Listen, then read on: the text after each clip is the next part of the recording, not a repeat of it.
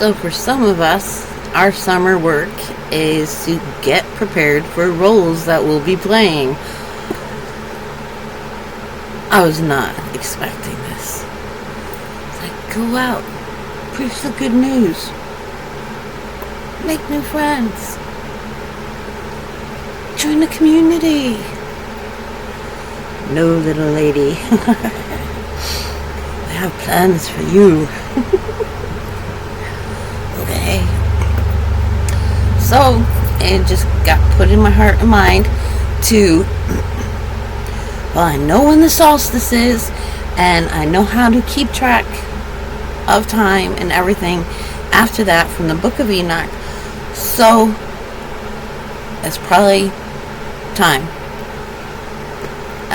Make up the calendar. Get myself familiar with it. So, I spent last night and this morning doing that.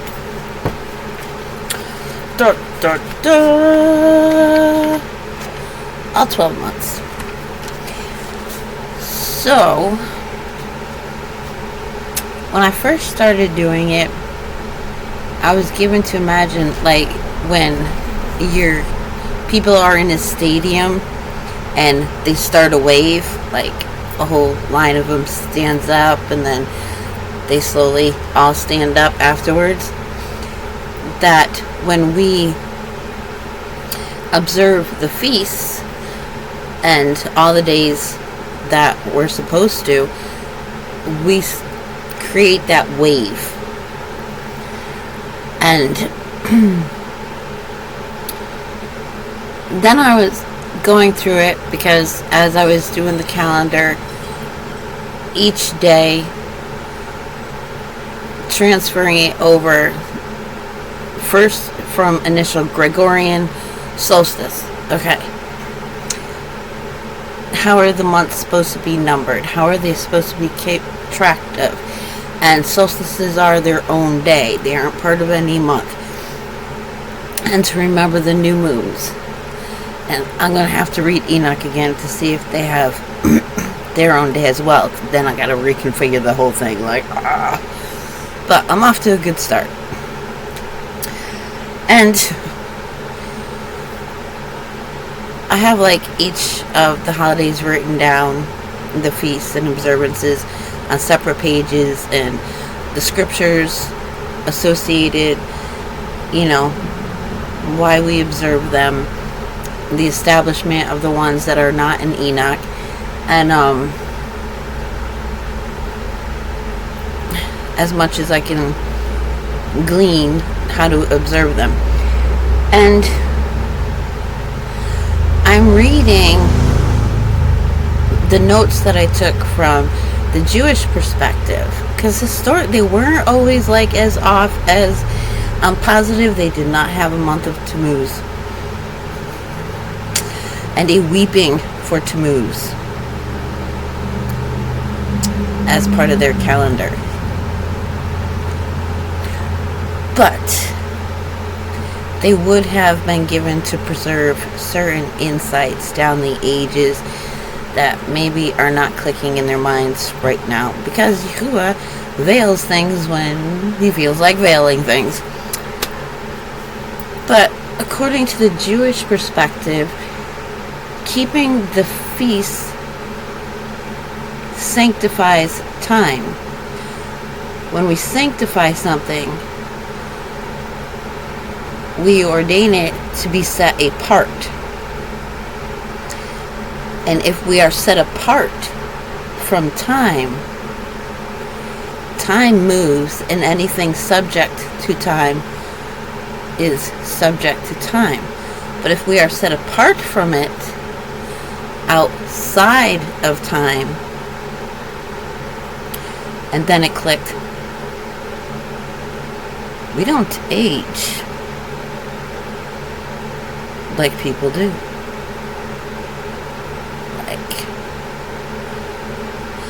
And the one in charge of keeping time is the one that was helping me through this today.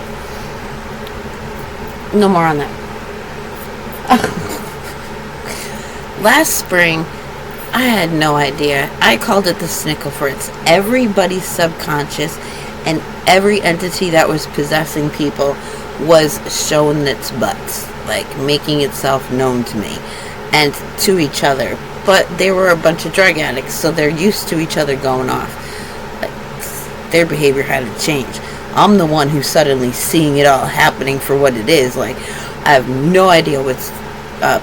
And one of these entities is who was kind of guiding me, with me through all this, was like, you're going to have to take a part of me, a piece of me, as part of you in order to do this. I'm like, I don't want to be doing anything. I have no idea what's going on. I'm surviving right now. That's all I was doing. I was surviving. And I don't particularly like that personality. Like, why would I want a little piece of that in me? No, thank you. They speak incessantly. That's what I gotta say. They like the sound of their own voice. I like a quiet brain. It's just getting used to the switching of roles, not having to process. It's just a translator. This little brain in here. That's all it is. It's a translator. It doesn't have to be doing everything else. You know, it's getting used to its appropriate role. I do not want a non-stop prattler in my environment. Thank you so much. So, that's who is guiding me through all of this. Which, of course, I pray big time, just to know. And, you know, a watcher who is not in the state of rebellion was here as well. So, I was very safe. And that was pretty darn profound to learn that the keeping of all the feasts and observing the days appropriately sanctifies time, and we live outside of it, but within time as like a retaining wall, a buffer zone. So Yahuwah is outside of time. Within the light, within Yahuwah, they are outside of time. And then within that, time works as a buffer for these other universes, galaxies, whatever, where the other so-called angels, Elohim, of their own planets, which they all abandoned and destroyed each other's planets and stopped keeping feasts and messed up their time, became subject to time, started to get sick, started to die, everything like that. But what it does also, when we keep and we set apart our time and we maintain it, it's like gears. So another place, we have 3 of our years go by. One I've heard of is 7. So 7 years, you know, of ours go by. Not even one of theirs. But let's just do, we experience 7 years while they experience only 1. So what happens is we have the Sabbath, and then what we link up on is maybe Jubilees, you know, or Shavuot. They have their celebrations that will line up at appropriate times, and so it's kind of like gears, and then the whole universe works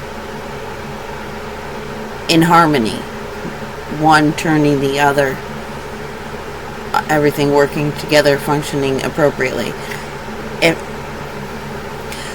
Just pray about it if you don't understand my illustration, because I get it. I know what the inside of a clock looks like. Basically, that's what our universes are. Wow, cool. Okay, so yeah, in our planets within our solar system, the bigger ones might rotate differently, and maybe that's why, they lost their physicality and their well-being on their surfaces, is because they stopped keeping their time, sanctifying it, keeping it set aside, set apart. They became subject to it because they did not keep it set apart through observances. There we go. So yes, I probably still have more research to do, and I figure, I'm all disorientated, trying to, I have to remember once a day to mark it so that I could keep track of it. But I'm sure it's like anything else. When you get used to celebrating Christmas at a certain time, you don't even, you're in the desert, there's no chill in the air, everything, but suddenly your body starts giving you the signal, hey, we need this food, we need that food. It's, the smell of this would be good now. It wants to draw us into that time of comfort, safety, the ability to be alone on a cold winter's night because there was a blizzard and nobody can get up your driveway and bother you.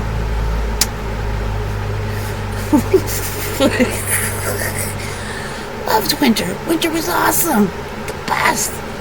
Nice warm wood stove. Get on a horse. Hear the crunch, the first footsteps on the little crusted, maybe a little bit of ice after the blizzard, layered on top of the snow, and the horse's hoof, and the sound of snow falling because it's laden with ice off the trees. I loved it. That worked for me. So yeah. So after going through this, I'm sure I won't need to keep as close track of it. My body will adopt the rhythm, start associating the smells. That's probably why certain incenses were involved, because the smell, it triggers us, and then our body starts to expect it, and it reminds that expectation. The brain interprets and says, oh, it's that time. Somehow I always wake up half an hour or so before any alarm I set. I don't set an alarm every day. This is like a once a month thing. Literally once a month I go do my laundry and shopping, so I set an alarm to make sure I don't keep somebody waiting. And I always wake up half an hour before that. I already planned an hour for breakfast and get dressed and walk the dog and all that. So I know my body will do it. My subconscious will take care of that. Pretty darn cool. Lots of good information that I think is good, that I appreciate. But imagine just a small group of people around the world starting to become masters of setting apart time, connecting them with the most powerful of timekeepers, creating that portal, that synchronicity, that oneness with it, are going to be a whole lot more powerful than how many people celebrating Christmas. Scripture tells us one person is more powerful than 1,000 fighting men. Whatever. There's a scripture there. You all probably know it better than I do. I remember the points. I'm into principles. I'm into points. Not numbers. Numbers drive me crazy. That's why doing the months is just like a real exercising for my brain. I got allergic to numbers because I knew the universe was not as fixed as people had us memorize and become accustomed to, in the habit of, and then it just became true for us. I knew it was different. Besides, 2 plus 2, that could equal 6 if they both have babies.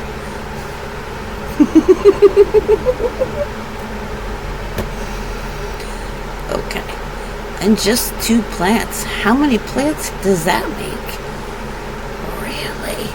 I was reflecting that on today. I have plants growing that I wasn't really hopeful about.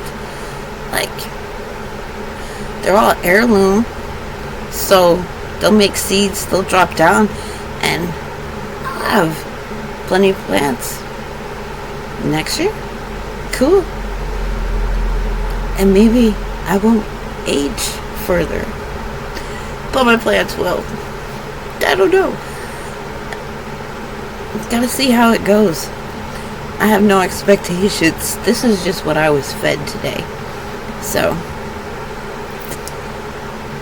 hopefully you find it useful.